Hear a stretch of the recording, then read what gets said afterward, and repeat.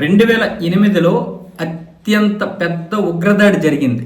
162 మంది చనిపోయారు. 10 మంది పందులు పాకిస్తాన్ నుండి సముద్ర మార్గాన వచ్చి అక్కడి నుంచి తాజ్ హోటల్ నుంచి వాళ్ళు కార్లు అద్దెకు తీసుకొని ఆ చుట్టుపక్కల ప్రాంతాల్లో బాంబు దాడులు చేసి తాజ్ హోటల్లో కూడా ఆ తుపాకీలతో అనేక మంది హోటల్లో బస చేసినటువంటి వారిని విదేశీయులు స్వదేశీయులు చంపేశారు. అంటే విచక్షణారహితంగా వాళ్ళు ఎంతమంది చనిపోయినా పర్వాలేదు, కానీ కనీసం ఆ రోజు ఉన్నటువంటి సమాచారం ప్రకారం అయితే 1000 మందినైనా చంపాలి అనే విధంగా వాళ్ళు 10 మంది అయితే వచ్చారు. 1000 మందిని చంపడానికి కావలసిన విధంగా సామాగ్రిని తీసుకొని వచ్చారు, పేరుడు పదార్థాలని, గన్నల్ని, తుపాకులు. అయితే ఆ రోజు కొంచెం మన నిఘా సంస్థల మీద కూడా చాలా సీరియస్ అయింది మన కేంద్ర ప్రభుత్వం. ఎందుకంటే మరి మీరు నిఘా సంస్థలు ఏం చేస్తాయి మరి సమాచారం ఇవ్వకుండా అంటూ.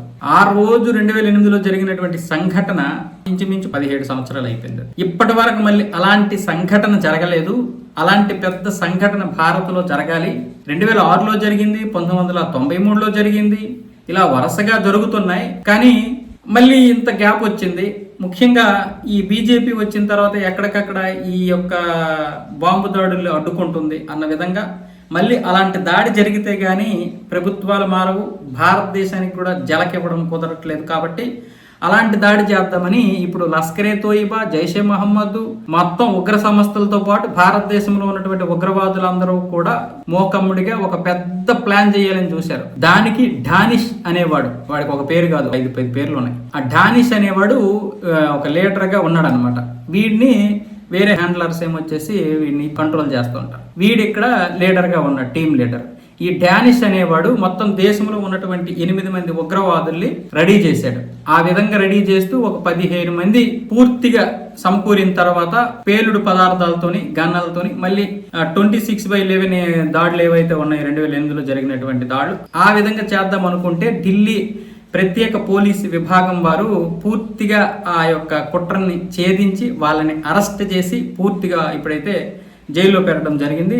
అందులో ముఖ్యంగా డానిష్ గడ్ కాకుండా ముంబైకి చెందిన అఫ్తాబు, సుఫియాన్, అలాగే ఢిల్లీలో యుజైఫా, తెలంగాణ నిజామాబాద్ జిల్లా బోధన్లో కమ్రాన్ ఖురేషి, వీళ్ళందరినీ ఢిల్లీలో, మధ్యప్రదేశ్లో అరెస్ట్ చేయడం జరిగింది. మరొక 5గురిని అయితే అరెస్ట్ చేశారు. ఈ విధంగా ఢిల్లీ ప్రత్యేక పోలీసు విభాగం వారు అన్ని రాష్ట్రాల పోలీసులతో సంయుక్తంగా ఆపరేషన్ నిర్వహించి వాళ్ళకు వచ్చినటువంటి నిఘా ప్రకారం ఒక ఆపరేషన్ ని సక్సెస్ గా ఈ యొక్క కుట్రను అయితే వాళ్ళు ఛేదించగలిగారు. ఇదే గనక ఒకవేళ దీన్ని ఛేదించకుండా ఉంటే ఎలాంటి మారణ హోమం జరిగేది ఊహించండి. మళ్ళీ దేశంలో ఎలాంటి అల్లుకొల్లలు, అంటే భారతదేశం ప్రశాంతంగా ఉండకూడదు. భారతదేశానికి ఈ మధ్య పేరు వచ్చింది. ముఖ్యంగా పహల్గామ్ దాడి తర్వాత ఆపరేషన్ సింధూర్తో భారతదేశం యొక్క ప్రతిభ ప్రపంచానికి తెలిసింది. ఆ రోజు 26 మందిని మనం కోల్పోయాము, అది దురదృష్టకరమే.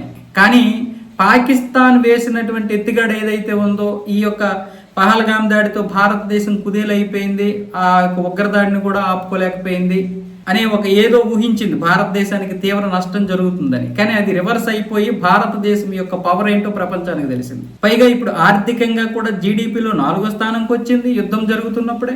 తర్వాత ఏమొచ్చేసి ఇప్పుడు అంటే దౌత్యపరంగా కూడా ప్రపంచం మొత్తం మీద కూడా ఒక హవా కొనసాగిస్తుంది భారత్. అమెరికా లాంటి దేశం కూడా ఈరోజు భారత్ని బ్రతిమలాడే పరిస్థితికి వచ్చేసిందంటే ఎలాంటి శక్తిగా ఎదిగిందో భారత్ చూడండి. అలాంటి శక్తివంతమైనటువంటి దేశం ఎదగకూడదు, అలాంటి శక్తిగా మారకూడదు. అందుకనే ఇలాంటి దాడులు చేయాలని ప్లాన్ చేస్తూ ఉంటారు. ఇక్కడ దేశంలో ఉన్నటువంటి కొన్ని పందులు వాళ్ళకి సహాయం చేస్తూ ఉంటాయి.